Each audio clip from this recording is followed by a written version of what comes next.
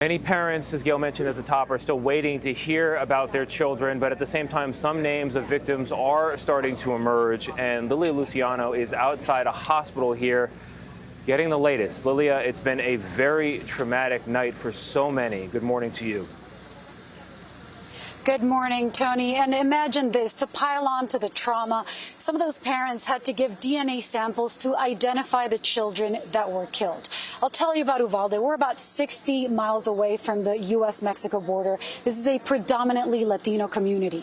And as we all know, one thing that we all have in common in our Latino communities is that family is everything, and that family goes beyond blood ties to include neighbors and friends. So the impact of this tragedy is truly exponential.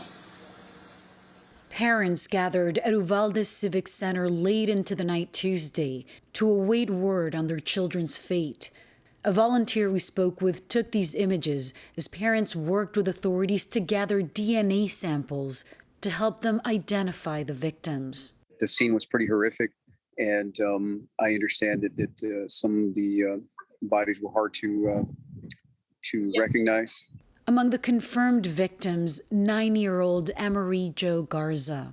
Her father posted this photo to Facebook with a single-word comment: why? Annabel Guadalupe Rodriguez was just 10 years old. Shortly after the shooting, her father's desperation was clear as he arrived at the school grounds. I gotta find her.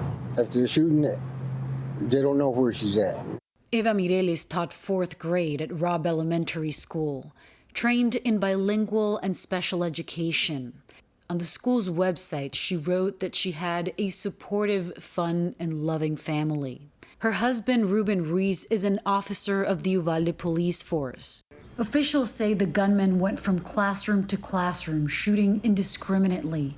As parents spoke with authorities, the horror of what happened to their children became clear. There were some families that were upset and raising their voices, some of the law enforcement officials, where they would be given the information as far as a confirmation of death, and the families would break down. You imagine the worst of the worst that could ever happen to a parent.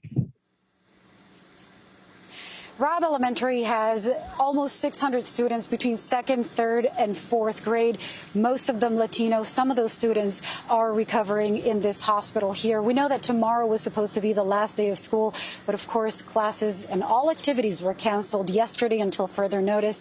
And according to the district, there will be grief counselors available to those in need. Tony. Lilia, thank you very much. Nate, Michelle, Gayle, as I send it back to you guys in New York, I want to linger on that last note from Lilia. Summer vacation was due to start here tomorrow. Yeah, I'm struck by that too. Yeah. 1 more day, 2 more days of school, 2 more days. The rest of their lives changed. Tony, we appreciate you. We'll check back in with you in a little bit.